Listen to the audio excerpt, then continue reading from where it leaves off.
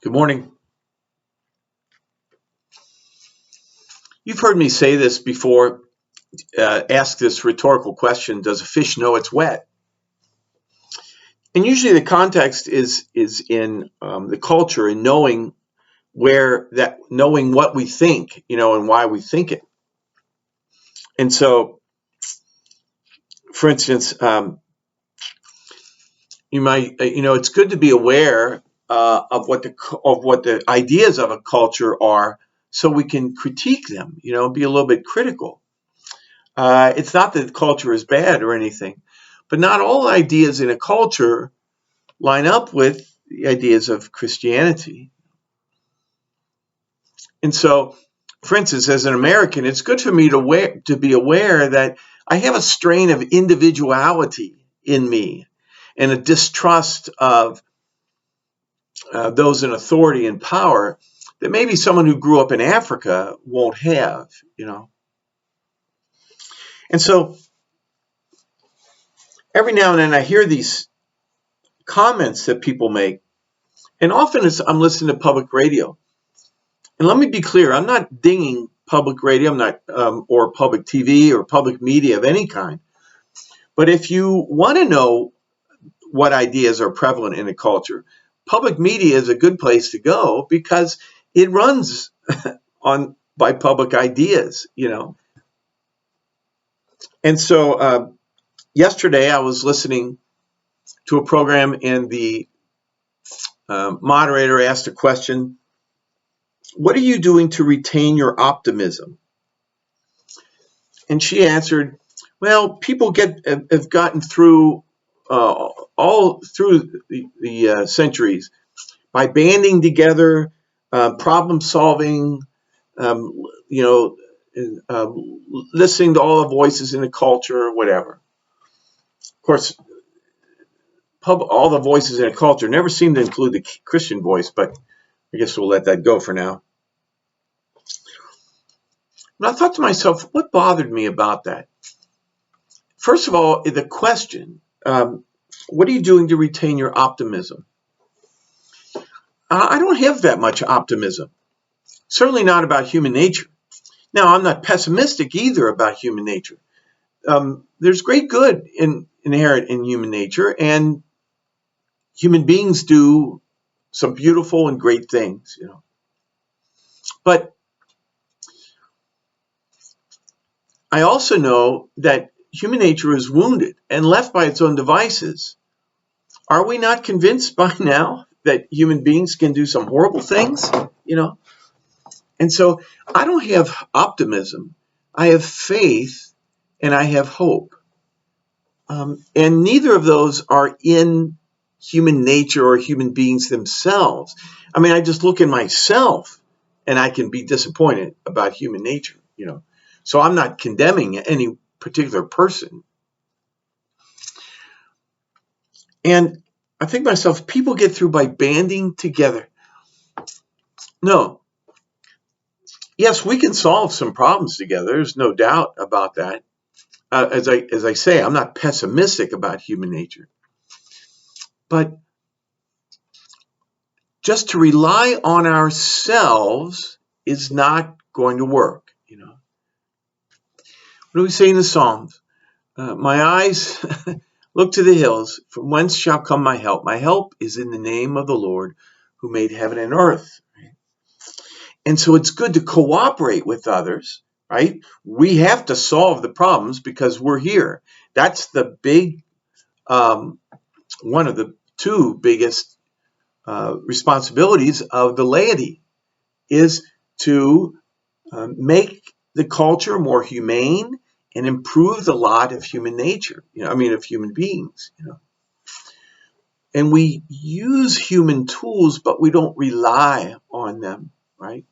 Our help is in the name of the Lord. That's the Christian view of this. Here's another one. This is a commercial going on right now. And I'm sorry, it's a healthcare system or like Alliance, or I don't know what it is, or it's a hospital, I forget. But the commercial, something like something hospital or something healthcare. In science lies our hope.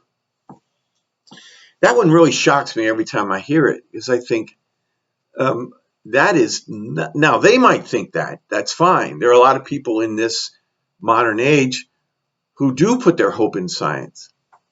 But if you stop and think about it just for a minute, and I love science, I really do, especially the natural sciences, but our hope is not in science. Science brought us the atom bomb. Science brought us the hydrogen bomb. Science brought us chemical warfare.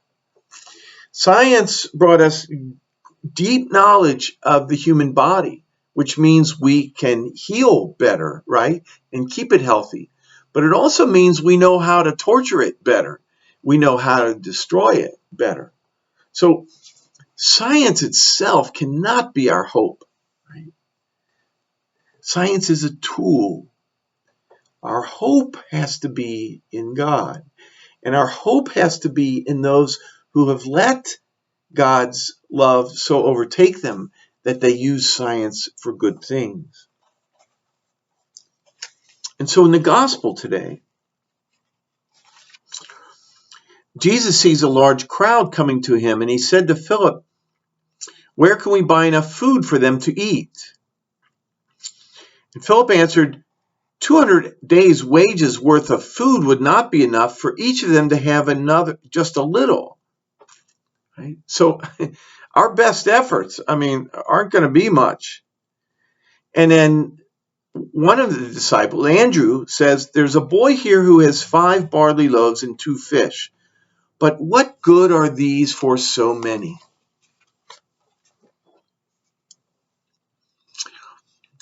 Our best efforts are still not good enough to solve the problems of the world. It's just not true. And we don't disdain the earthly tools, right? We use science, we use government, we use statesmanship, we use sports, we use the arts, we use literature, anything we use, that's what we have, our earthly tools. But on our own, all these earthly tools are not enough, We need Jesus to take our earthly tools and do something with them, to multiply them. And so I just, I thought I'd point that out today with this. Think about this. Even if they would have had not just 5 barley loaves and 2 fish, but 500 barley loaves and 200 fish. Philip himself acknowledges this wouldn't be enough to do the job, And so let's give our best efforts, right?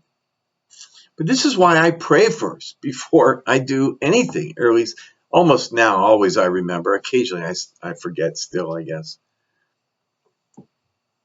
Holy Spirit, what do you want me to do? Holy Spirit, help me to do. Holy Spirit, take my meager human efforts and do something with them, multiply them, so it's enough. Here and there, as I said, through Easter, I said the other day, we're looking now towards Pentecost, And here and now, I'll talk about the Holy Spirit. But this is one of the things that the Spirit does.